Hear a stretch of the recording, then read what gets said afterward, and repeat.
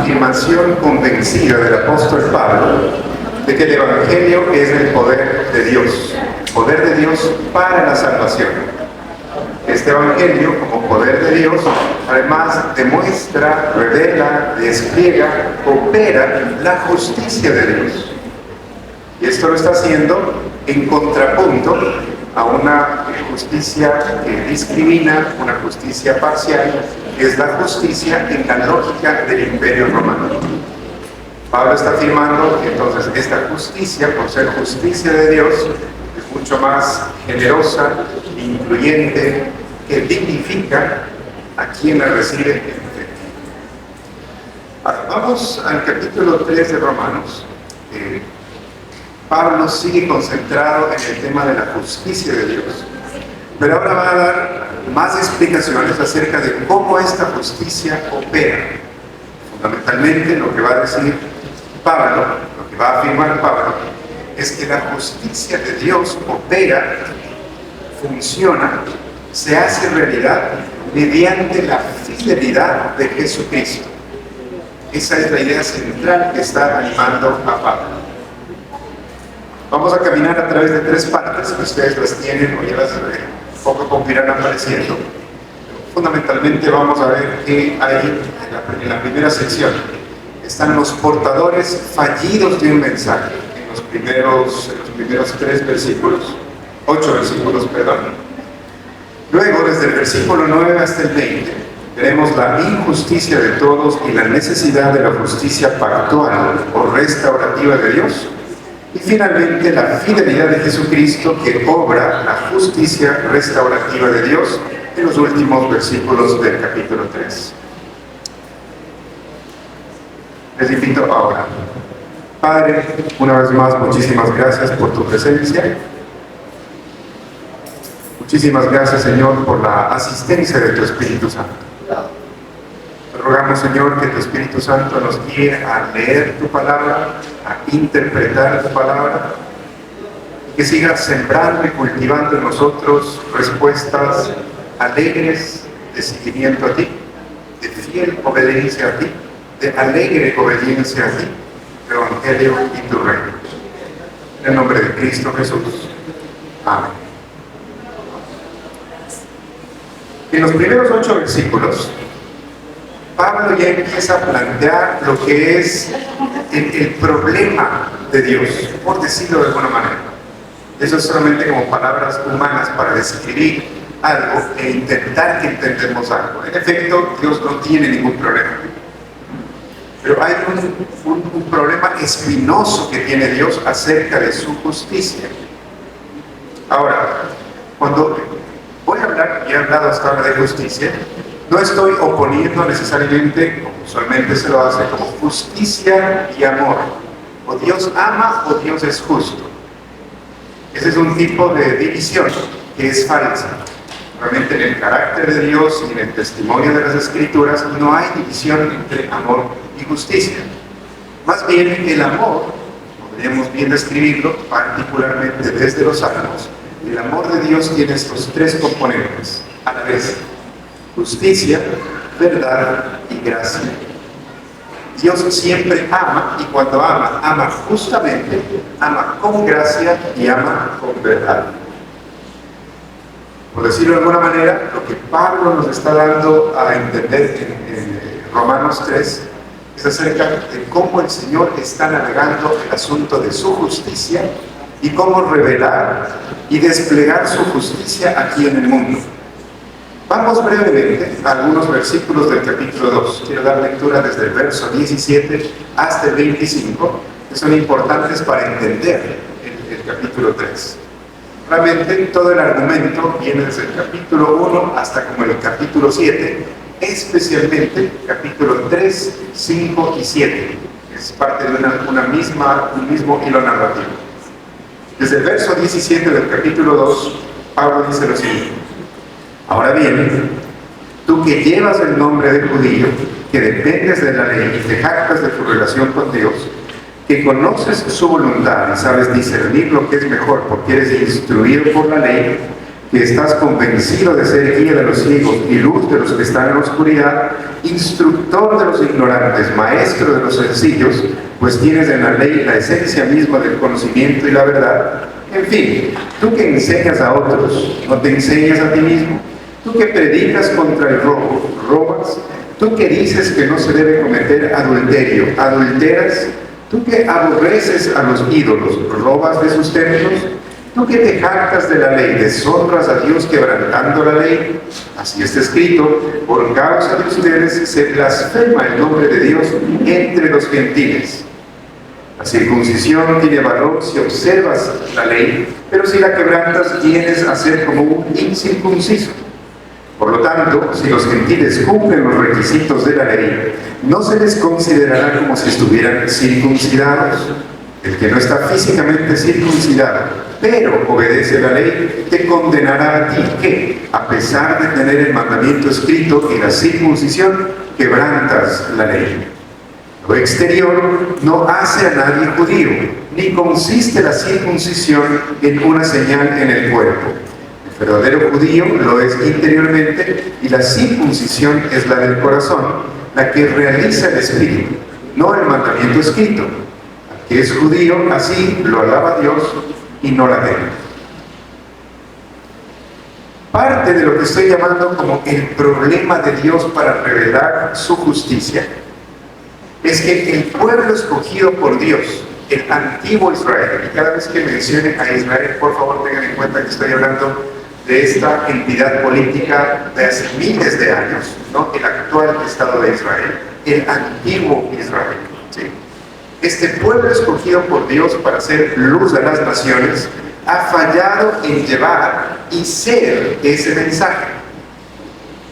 Y este pueblo de Israel, este antiguo pueblo de Israel, en la época de Pablo, está muy consciente de que algo no está resultando bien, de que su misión de ser luz a las naciones no está resultando.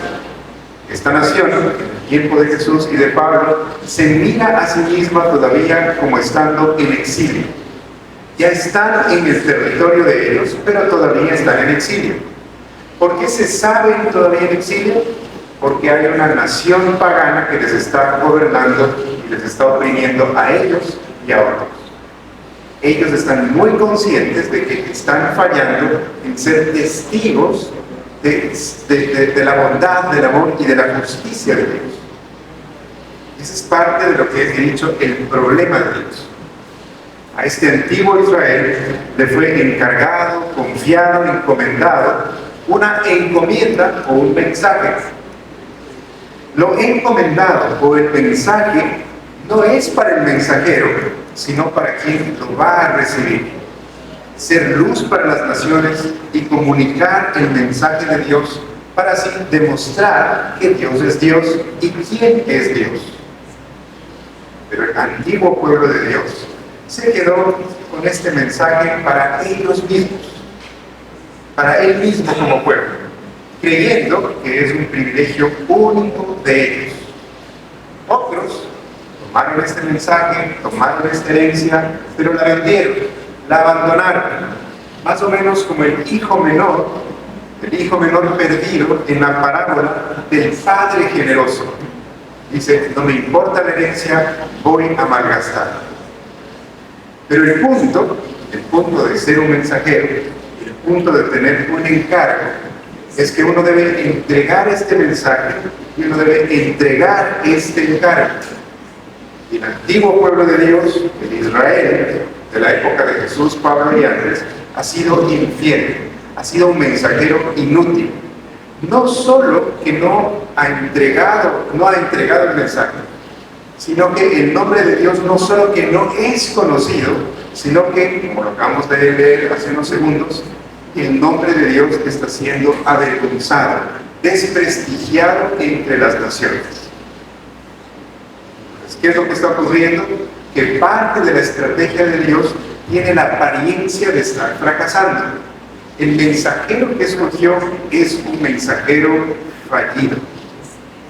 No solo que Dios no es conocido, sino que el nombre de Dios es despreciado. En el verso 24 se dice: por causa de ustedes se blasfema el nombre de Dios entre los gentiles. Ahora, la infidelidad del antiguo pueblo de Dios no obstaculiza la fidelidad de Dios, quien está continuando su plan. La infidelidad, la falla de este pueblo no es suficiente para hacer abajo toda la fidelidad de Dios. Pero ¿cómo es lo que Dios va a proceder? ¿Qué es lo que va a hacer? ¿Será de pronto que Dios va a dejar a un lado a este pueblo escogido y entonces salvar al resto, porque este pueblo ha sido infiel? ¿O será que va a cumplir solamente su promesa con este pueblo y va a dejar al resto de las naciones a un lado?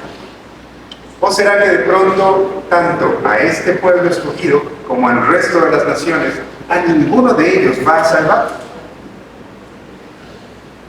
El plan de Dios, la estrategia de Dios para conectar todo esto, para hilar todo esto y ser fiel a sí mismo, sus propósitos, es levantar a un israelita fiel. Y así va a mantener su plan de tener a alguien escogido que va a ser luz a las naciones y proclamar fielmente y obedecer fielmente para así demostrar quién es el verdadero Dios, el Dios creador de los cielos y de la tierra. El Señor va a escoger a un israelita fiel. De allí la descripción que leímos en el versículo 28 del capítulo 2. El verdadero judío lo es interiormente, y la circuncisión es la del corazón, la que realiza el espíritu, no el mandamiento escrito. El que es judío, así lo alaba Dios y no la gente. Ahí está el israelita fiel, el pueblo de Dios fiel. Y el Señor entonces va a escoger a un israelita fiel, obediente a Él, seguidor fiel de Él, que va a retomar todo este plan que Él tenía, para que a través de una nación, ahora será una persona, dar un testimonio de quién es Él y de su amor justo, lleno de gracia y lleno de verdad para el mundo. Dios es siempre fiel a sí mismo. Dios es siempre veraz. Sin embargo, o a pesar de la infidelidad del ser humano, Jesús, Él es el fiel israelita. Él es el fiel pueblo de Dios. En Jesús, entonces, Dios va a ser fiel a sus promesas. Porque Jesús va a ser el representante fiel del Israel fallido. De esta manera, el Señor va a continuar con su plan. Eso es lo que Pablo está explicando en estos primeros 8 versículos. ¿De qué se jactan ustedes? Les dice, no se jacten de mucho porque de poco les está sirviendo. Pero el Señor va a continuar su plan, va a levantar a un fiel israelita, leal y obediente a Él, y a través de Él va a continuar con su plan. Vamos ahora a ver de manera panorámica también los versos desde el 9 hasta el 20. Ya se nos ha leído, ¿no es cierto? Empieza diciendo, ¿a qué conclusión llegamos? La misma pregunta que tiene en el versículo 1 del mismo capítulo 13. ¿Qué se gana con ser judío o qué valor tiene la circuncisión? ¿A qué conclusión llegamos? ¿Acaso los judíos somos mejores? De ninguna manera. En todos estos versos, desde el verso 9 hasta el verso 20, Pablo está usando un lenguaje judicial, un lenguaje de juicio en una corte. Está afirmando que tanto los gentiles como los judíos son culpables de injusticia. De ahí las preguntas. ¿Se gana algo con ser judío? No. ¿Somos mejores los judíos? No. Tanto judíos como gentiles somos culpables de injusticia. Y así también lo demostró desde el capítulo 1. Todo el mundo está alejado de Dios. Y este es el punto principal de toda esta sección, desde el verso 9 hasta el verso 20. demostrar la culpabilidad de toda la humanidad delante de su Creador. Toda la humanidad, hombres y mujeres, se han conducido de manera injusta. Se han conducido de manera injusta, además, en el contexto de un sistema y de una estructura imperial. ¿En qué manera se han comportado de manera injusta? Es que se han apartado, han ignorado, han rechazado esta vocación global de todo ser humano de cuidar y cultivar la creación para la vida plena de toda esta creación. Han hecho caso omiso de esta vocación. Ahora, el Señor podría decir, bueno, es lo que sucede si todos son culpables, si todos son pecadores, si todos han rechazado esta vocación y llamado, entonces voy a castigarlos absolutamente a todos y voy a desaparecerlos. Todavía sigue siendo problemático. Hay un pueblo infiel, hay el resto de las naciones también infieles, están en el pecado o en el poder del pecado, pero Pablo está consciente, y obviamente el Señor también está consciente, es que esta culpabilidad del pecado no es una culpabilidad indiscriminada. Todos son pecadores, sí, pero no todos de la misma manera. Porque el Señor sabe muy bien, Pablo está consciente de eso, que dentro de esta culpabilidad del pecado hay opresores y hay oprimidos. Hay poderosos y hay despojados del poder. ¿Qué es lo que va a hacer el Señor frente a los lamentos y quejas de los que sufren inocentemente porque otros están pecando en contra de ellos? ¿Qué es lo que el Señor va a hacer por las voces de las víctimas, hombres y mujeres de la historia, que están clamando por su ayuda? Es que también entonces va a hacer caso omiso a estos reclamos, quejas y lamentos y poner a todos en el mismo saco. Eso es lo que Pablo nos está intentando hacer entender. Lo que yo he llamado, de alguna manera, y con palabras puramente humanas, el problema interno de Dios, de cómo va a desplegar su justicia frente a esta situación de injusticia y de pecado de la humanidad. Pueblo infiel, mensajeros fallidos, el resto de las naciones también bajo el poder del pecado, y en todo ese conjunto hay opresores oprimidos, hay poderosos y despojados del poder, hay beneficiarios y también perjudicados de todo el sistema. De ahí entonces el dilema de Dios. ¿Qué es lo que el Señor va a hacer? En el verso 9 se nos dice que todos estamos bajo pecado. Pero Pablo no está pensando solamente en un pecado como un errar o un mal proceder. Pablo está describiendo este pecado como un poder bajo el cual están tanto los judíos como los gentiles. No solamente que se han cometido actos de pecado, por muy malos que estos fueran, sino que todos estamos bajo el poder de este pecado. Para, una vez más, dar más evidencia y hacer mucho más profunda su argumentación de esta realidad del poder del pecado sobre la humanidad, desde el verso 10 hasta el verso 18, Pablo va a aludir o citar varias escrituras que son las que en las que hemos reflexionado en el devocional. Cita varias escrituras y cita especialmente los salmos. Y lo hace para demostrar que los judíos también han fallado en honrar a Dios o adorarlo como se merece. Y que los judíos, los gentiles también, no reflejan en sus vidas la sabiduría, bondad y amor. Alude y cita varias escrituras, las menciona.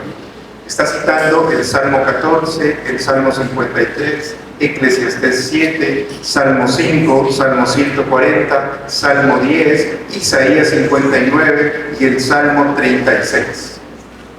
En esos 8 versículos u 11 versículos están empacadas varias escrituras del Antiguo Testamento.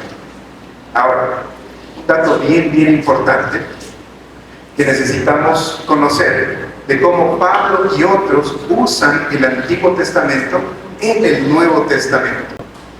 Y es que cuando Pablo, Jesús o cualquier otro escritor del Nuevo Testamento está citando el Antiguo o aludiendo al Antiguo Testamento, lo hacen, voy a ponerlo de esta manera para intentar lograr explicarlo, es que lo hacen al estilo de lo que nosotros ahora conoceríamos como un hiperlink. Estamos frente a la pantalla de nuestro computador o estamos con nuestro dispositivo y lo que tenemos es un hiperlink. Todos estos salmos, todas estas escrituras que Pablo está citando allí funcionan como un hiperlink. Nosotros sabemos cómo funciona un hiperlink. Lo tenemos ahí en nuestro texto, encontramos un hiperlink y sabemos que esto nos conecta realmente a un mundo de información. No solamente es que el hiperlink que dice haga clic aquí. ¿Qué es el aquí? Solamente el aquí. No. Sabemos que el aquí nos transporta a muchísima más información, a otro relato, a otra narrativa. Para poder entender el correo electrónico, la nota periodística que tenemos, necesitamos dar clic allí, entender todo lo que se dice allí, para que la nota que estamos leyendo tenga sentido. De manera igualita, muy parecida, Pablo está usando esta serie de escrituras de los Salmos, Isaías y Eclesiastés a manera de hiperlink. Lo que deberíamos hacer, y es lo que hacían la gente que estaba escuchando estas escrituras, ya las tenían en su cabeza, están asociando todas estas citas o alusiones con la narrativa atrás de cada una de ellas. ¿Sí? Espero que haya quedado claro de cómo Pablo está funcionando o haciendo funcionar esta serie de citas. Hay que leer toda la información, y así lo hace Pablo. No solo está citando versos específicos, sino que está aludiendo a toda una narración en cada uno de esos salmos y en cada una de esas citas. ¿Cuál es la narración? La acusación de pecado, porque todos ellos hablan de acusación de pecado, la acusación de pecado o el anuncio de un inminente juicio está enmarcado dentro de la promesa de liberación y rescate por parte de Dios a quien esté indefenso frente al mal, y la promesa de efectuar su alianza, su pacto, cumplir su palabra a pesar de todo. Doy dos ejemplos. El primer ejemplo, Salmo 14 del 1 al 3. ¿Sí? Lo tenemos allí citado. Pero Pablo no está solamente pensando en el Salmo 14, versos del 1 al 13. No hay justo ni un solo justo, ni siquiera uno. No hay nadie que entienda, nadie que busque a Dios. Al citar Pablo esto, él también está pensando en los siguientes versículos del Salmo 14, del 5 al 7. ¿Qué es lo que se promete en los versos 5 al 7? La protección del Señor, la presencia del Señor, la salvación y redención del Señor a los que están, dice el Salmo 14, luego lo pueden ver, la salvación a los que están sobrecogidos de miedo, la salvación a los pobres, la salvación a su pueblo necesitado de restauración. Entonces, los primeros oyentes de este capítulo 3, cuando están escuchando que Pablo cita el verso 14 en sus primeros 3 versículos, ellos están pensando en el Salmo en su totalidad. Sí, somos pecadores, pero sí también el Señor viene en nuestro rescate. Es así como funciona toda esta serie de citas. Otro ejemplo para ilustrarles de cómo funciona lo que he llamado este hiperlink. Pablo está citando Isaías 59 del 7 al 8 y otros versos más. Perdón, del 7 al 8. En Isaías 59 del 7 al 8 señala la inclinación y el gusto que hemos desarrollado por el mal. En estos versos se habla del daño a la vida del inocente, la perversidad y destrucción sobre la violencia e injusticia. Se hace ese señalamiento de quiénes somos nosotros. Pero en Isaías 59, luego de estos versos, también se encuentran los versos del 9 al 15, que son una oración de confesión de ese pecado. Y luego a esto le sigue versos 16 al 21, que incluye una afirmación de la presencia del Espíritu Santo en su pueblo. El enjuiciado se calla la boca o le callan la boca como un signo de que ya no tiene que añadir más a su defensa. O, en otras ocasiones, al acusado le callan la boca de manera violenta con una bofetada para decirle: ya te quedaste sin defensa, no puedes argumentar más. Ustedes recordarán que en el juicio de Jesús abofetean su boca, le callan la boca a Jesús. Y también en el juicio a Pablo le golpean la boca. Este es un signo para decir: eres culpable, ya no hay más evidencia, ya no hay más argumentación que sirva, eres completamente culpable. Pablo está recurriendo a esta figura en este verso para decir: tanto judíos como gentiles, lo mejor que podrían hacer es callarse la boca y abrazar y asumir que son personas y pueblos injustos. Termina Pablo diciendo, en el verso 20, muy mal haríamos realmente en intentar apelar a la ley para intentar salvarnos. Porque, por decirlo de alguna manera, apelar a la ley es como apelar al policía que me detuvo. Imposible. No voy a encontrar aquí resolución a mi problema. Es como intentar apelar al juez que está a punto de emitir su veredicto. Es así como intentar apelar a la ley. La ley, ni el policía, ni el juez va a solucionar mi problema.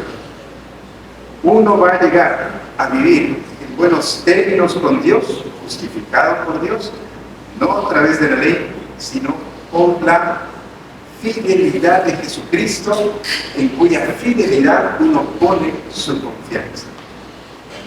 Demostrado entonces en esta argumentación de Pablo cómo tanto judíos como gentiles, todos nosotros vivimos de manera injusta delante de Dios. Vamos con la tercera parte, desde el verso 21 hasta el verso 31 del capítulo 3. Y nos vamos a concentrar primero en los versículos desde el 21 hasta el 24.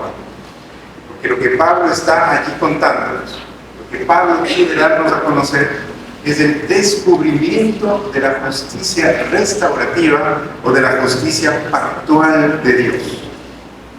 Ya lo habíamos descrito antes. Dios está lidiando, por decirlo de alguna manera, con un problema. Hay un dilema que tiene Dios. Dios había creado el mundo. El mundo se fue en contra de él y se rebeló a sus propósitos. ¿Fue esto un gran fracaso? ¿Fue esto una gran metedura de pata? ¿Fue esto un error garrafal de parte de Dios? A este pecado, ¿qué es lo que hace el Señor? Dios había escogido a una familia, un individuo, una familia, un pueblo, hizo una alianza con ellos para que dieran testimonio de Él, dándoles el encargo de entregar su mensaje de salvación. Este pueblo, como hemos visto, mostró ser fiel a este encargo. Esto es entonces otro fracaso. Dios ya crea el mundo y el mundo se va en contra de él. Aparentemente un primer fracaso.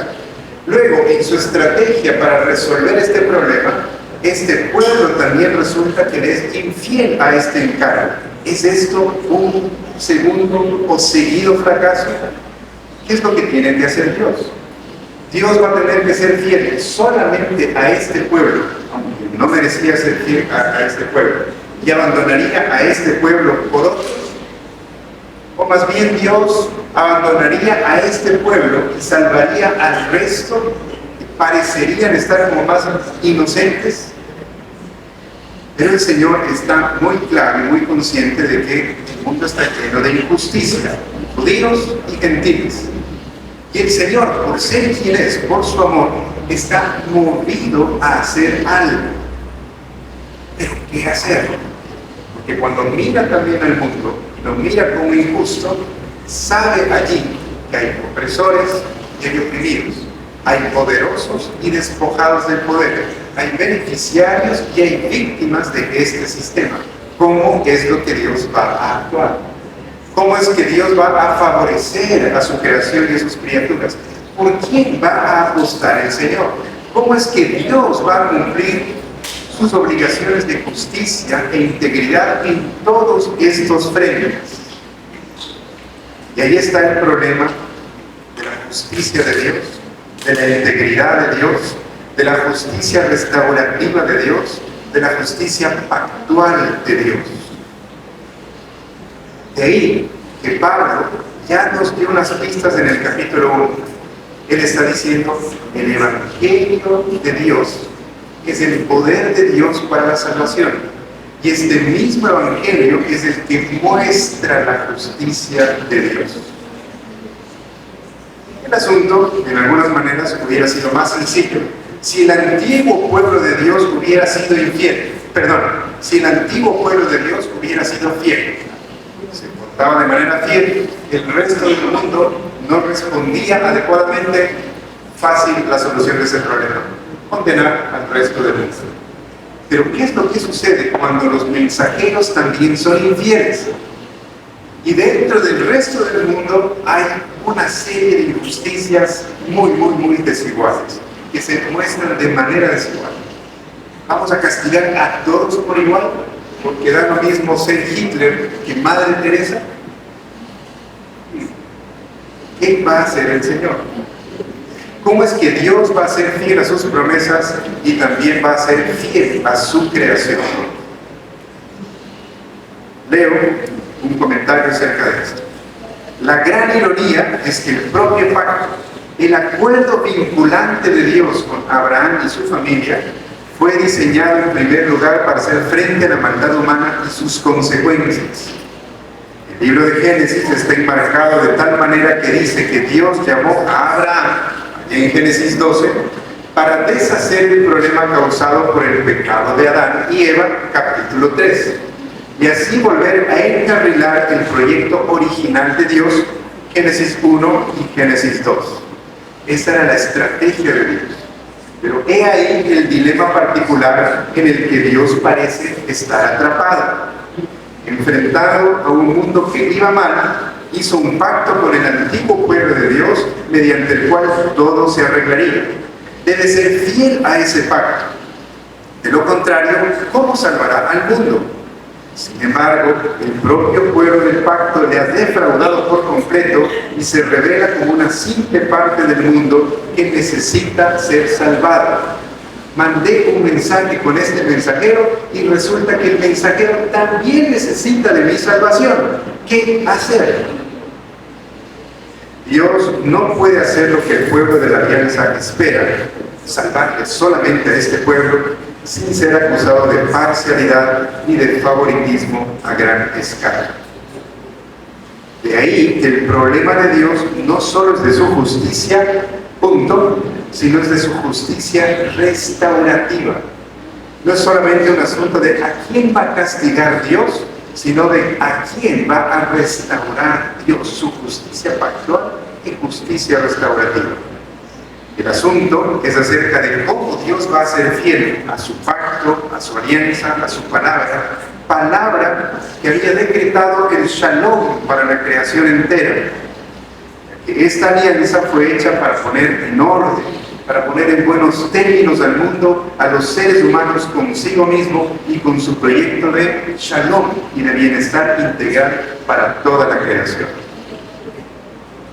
Ahí está el problema espinoso que Dios tiene, el dilema que Dios tiene, por ponerlo en alguna manera, y que Pablo quiere que nosotros estemos conscientes. ¿Cómo es que voy a salvar a esta gente y mantener toda mi consecuencia con el plan que yo mismo he elaborado para esta salvación? Lo que Pablo está afirmando en el verso 16 y 17 del capítulo 1, y lo que Pablo está afirmando en el entre los versos 22 y 24 del capítulo 3, ¿sí?, es que el Evangelio de Jesucristo, Jesucristo como el escogido de Dios, el verdadero y fiel pueblo de Dios, demuestra cómo Dios está enfrentando este dilema. Dios muestra y mantiene fidelidad a su pacto y a su palabra al crear una solución fuera de la ley judía, sin la mediación de la ley judía, como dice el verso 21, pero que a su vez está avalada por la ley y los profetas. Es así que el Señor escoge a un fiel representante de su pueblo, a un fiel israelita, a un fiel portador de su mensaje, Jesucristo, que fielmente representa a su pueblo en el encargo de llevar su mensaje de salvación al mismo pueblo de Dios y también al resto de las naciones.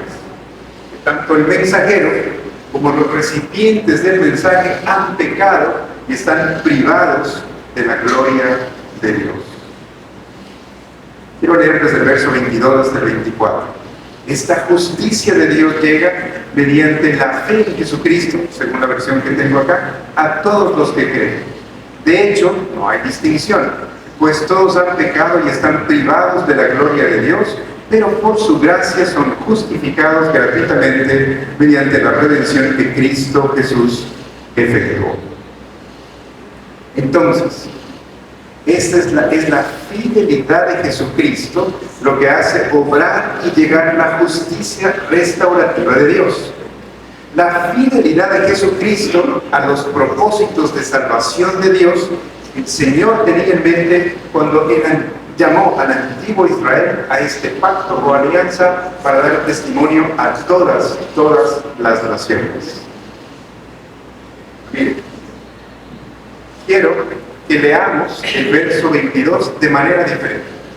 Porque usualmente lo leemos diciendo esta justicia de Dios llega mediante la fe en Jesucristo, lo cual parece ser una apelación a nosotros de que es nuestra fe en Jesucristo que nos hace estar justificados o que opera la justicia de Dios. Pero realmente no debe ser leído de esta manera ese verso. Este verso, incluso por cómo está escrito en el idioma original griego, es mejor traducido si decimos: esta justicia de Dios llega mediante la fidelidad de Jesucristo. Y nosotros ponemos confianza en esta fidelidad de Jesucristo que obra la justicia de Dios. Espero que me estén siguiendo allí. Porque no es una cuestión de que nuestra fe obra la justicia, sino que más bien es la fidelidad de Jesucristo, el israelita obediente al Señor, que está obrando la justicia del Señor, a la cual tengo acceso a través de mi confianza en lo que el Señor está haciendo a través de Jesucristo. Si quiero añadir, esta fe que yo tengo para responder también es don y regalo de Dios, el Espíritu Santo moviéndome a responder en confianza a lo que el Señor está haciendo. Ahora, ¿quiénes se benefician de esta fidelidad de Jesucristo? ¿Quiénes se benefician de esta fidelidad de Jesucristo? Todos aquellos que responden en fe, todos aquellos que responden en confianza, todos los que dicen: abrazo la iniciativa del Señor en su Hijo Jesucristo y me hago parte de eso. Entonces, es la fidelidad de Jesucristo lo que hace obrar la justicia pactual de Dios. El resultado de esto, nos dice Pablo en el verso 24, es la redención, mediante la redención que Cristo Jesús efectuó. La redención significa la liberación del pecado. La liberación del pecado porque en Jesús el Señor está obrando un nuevo éxodo, una nueva salida de Egipto, una nueva salida de esta opresión. El resultado es la redención, que es liberación, pero también el resultado es la justificación, en el mismo verso 24. ¿Qué es la justificación? Es estar en buenos términos con Dios, es estar en una buena relación con Dios. Pero ahora, No solamente justificación es un asunto de ser declarados libres de culpa o estar libres de culpa y liberados de la esclavitud, que eso ya sería absolutamente muy bueno. Pero también es ser ubicados en una nueva relación de integridad con Dios, en ser reconocidos en Jesucristo como miembros plenos de la alianza del nuevo pueblo de Dios. Eso es lo clave, y eso es lo que está en contrapunto con lo que se vive en la época y en todas las épocas. Que lo que Pablo está diciendo a este conjunto de judíos y gentiles es que donde el imperio esclaviza y excluye, en la comunidad de Dios se libera y se incluye. El pueblo de Dios, esta nueva comunidad de Jesús, es el signo y señal. Además, son los colaboradores en los propósitos de Dios de reconciliar todo en Cristo para la vida plena de toda la creación. La redención y la justificación se hacen carne, se hacen algo concreto en la vida de una comunidad. Y esta comunidad entonces es signo y señal de la redención y de la justificación de Dios, en contraste con la manera esclavizante, con la justicia indiscriminada o discriminatoria, mejor dicho, del imperio. Una nueva comunidad liberada en buenos términos con Dios, realmente viviendo la justicia. Me tomo unos minutos más. Vamos al verso 25 y al verso 26. Y ya se nos ha dicho que el Señor en Jesucristo está obrando la justicia pactual de Dios. Este israelita fiel. Ahora, ¿cómo es que esta redención y justificación operan? ¿Cómo es que se efectúa esta redención y justificación? Vamos al verso 24. Verso 24 dice: pero por su gracia son justificados gratuitamente mediante la redención que Cristo Jesús efectuó. Sigamos verso 25. Y ahí explica el cómo se hace realidad esto. Dios lo ofreció como un sacrificio de expiación que se recibe por la fe en su sangre, para así demostrar su justicia. Primero menciona la justicia. Anteriormente, en su paciencia, Dios había pasado por alto los pecados, pero en el tiempo presente ha ofrecido a Jesucristo para manifestar su justicia. De este modo, Dios es justo, tercera mención a la justicia, y a la vez el que justifica a los que tienen fe en Jesús. Miren, en el verso 25, del lenguaje que Pablo antes estaba hablando, de justificación y de redención, para poder explicar de qué se trata, cómo opera, cuál es el mecanismo, si se quiere, de esta justificación y esta redención, Pablo se pasa al lenguaje del templo y al lenguaje del sacrificio. Y por eso Pablo está mencionando, dice, Dios lo ofreció, hay un sacrificio de expiación y además hace mención a su sangre. Hay un ofrecimiento, hay un propiciatorio y hay una muerte sacrificial. Ahora, necesito de su atención, extra atención, para que podamos entender esta cuestión de este lenguaje del templo y del sacrificio, particularmente lo del propiciatorio. El propiciatorio está mencionado en varias partes del Antiguo Testamento, esta parte ahorita, y también en algunas del Nuevo Testamento. La primera, en Éxodo 25. Ustedes pueden leer Éxodo 25, versos del 10 al 22, y ahí está una descripción del propiciatorio. ¿Qué es lo que se nos dice en Éxodo 25 acerca del propiciatorio? El propiciatorio es el lugar de encuentro y es el lugar de orientación o revelación para la nueva vida, una nueva vida liberada en el Señor. Los israelitas habían sido ya sacados de Egipto, y en el propiciatorio Dios se va a encontrar con Moisés. El Señor va a revelar algo a Moisés, instrucciones para esta nueva vida o para la vida liberada de la opresión de Egipto. Primera noción que debemos entender del propiciatorio, lugar de encuentro, lugar de revelación. La segunda mención del propiciatorio está en Levítico, capítulo 16, del 11 al 17. En Levítico 16 se menciona el perdón de los pecados.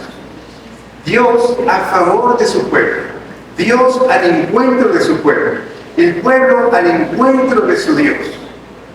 Propiciatorio, según Levítico 16, es un símbolo, un signo, un recordatorio de la historia de la liberación de la opresión egipcia, que ahora está simbolizada en esta liturgia oficiada por Aarón. Éxodo 25, Moisés; Levítico 16, Aarón. La palabra propiciatorio también está mencionada en Hebreos capítulo 9.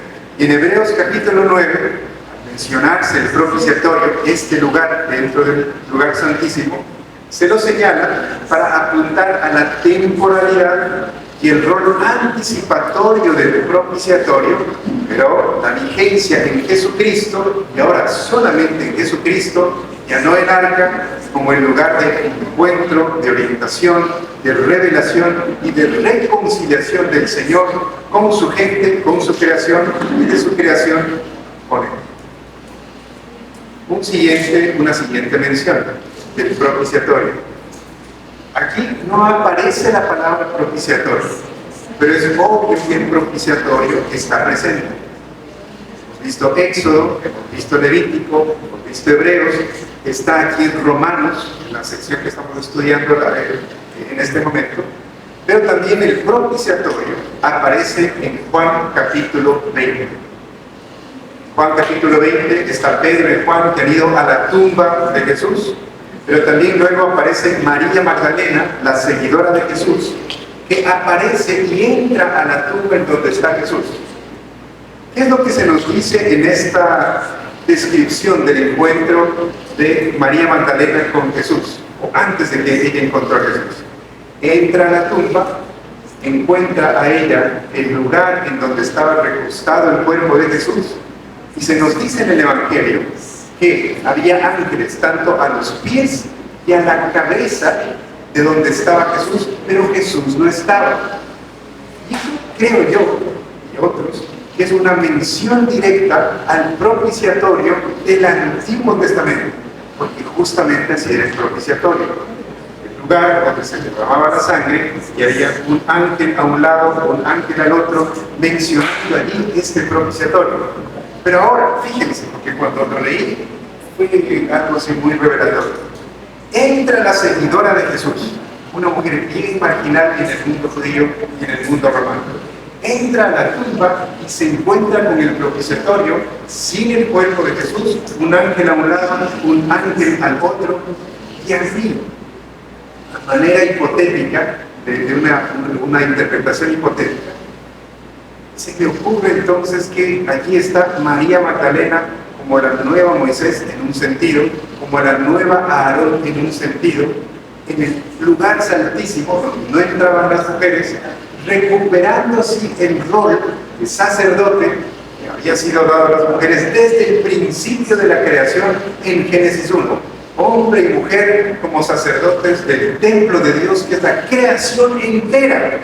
Y Jesús, ahora resucitado, entra María Magdalena, está en el propiciatorio y tiene un rol parecido al de Moisés y al de Aarón. Sale con esto, se encuentra con Jesús y se vuelve la embajadora del mensaje de Jesús seguidamente de esto.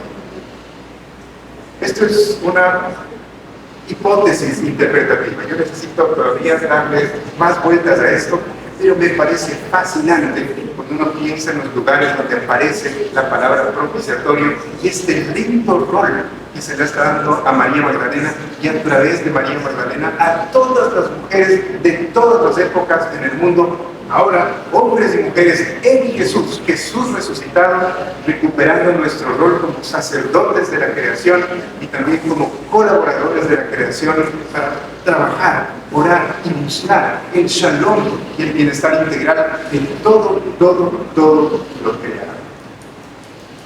Vamos terminando. Y gracias por su paciencia y los bastantes minutos extras que me he tomado. Hay mucho de este lenguaje de Pablo: redención, justificación, templo y sacrificio. Hay varias imágenes para hablarnos de esta vasta realidad, que es la reconciliación de todo en Cristo. Y hay más imágenes acerca de esta salvación, tanto en el Antiguo como en el Nuevo Testamento. Lo que se nos quiere hablar es de la reconciliación obrada por toda la Trinidad en nuestro beneficio a través de la vida de Jesucristo, su encarnación, su vida y obra, su muerte, su resurrección y su ascensión. Toda la vida de Cristo es salvación para nosotros. Y no solamente es lenguaje, no solamente son como bonitas ilustraciones tomadas por Pablo para hacernos alcanzar a entender el mensaje de la salvación. Realmente su lenguaje es un lenguaje teológico, político, que está operando en contrapunto con el sistema imperial, apuntando a la temporalidad del sistema sacrificial judío y señalando una nueva humanidad en Jesús. Los justificados en Cristo no son justificados por el imperio. Los justificados y justificadas en Cristo, que encarnan y viven en ellos como comunidad la justicia restaurativa de Dios en un mundo caído, en la presencia y en el poder del Espíritu Santo. Va a terminar Pablo diciendo, desde los versos 27 hasta el 31, esta justificación, este alcance de la justicia restaurativa de Dios está disponible tanto para los judíos como para los gentiles, en contra de la lógica del imperio. Espero haberles transmitido lo que Pablo está intentando que entendamos: el dilema de Dios y cómo es que Dios resuelve, como diríamos acá en el Ecuador, en un solo toque su dilema en la vida de Jesucristo, en la muerte de Jesucristo, en la resurrección de Jesucristo, para hacernos alcanzar su justicia, a la cual vamos respondiendo en fe. Cuando miramos todo eso, este accionar de Dios, lo que el Espíritu Santo quiere es que respondamos en asombro y en agradecimiento. Sintonicémonos entonces con este asombro y agradecimiento de cómo el Señor ha desplegado su justicia en Jesucristo. En este Jesucristo que nos trae liberación, justificación, que es el sacrificio del Señor por nosotros. Unos segunditos para que empezamos a acoger lo que el Señor nos está dando. Padre, una vez más, muchísimas gracias por tu presencia.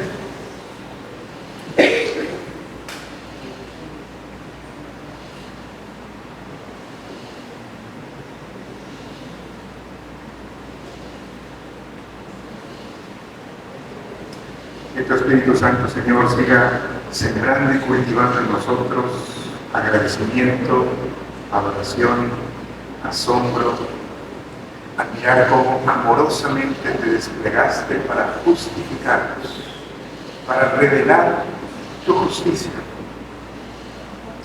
en tu Evangelio, en Jesucristo.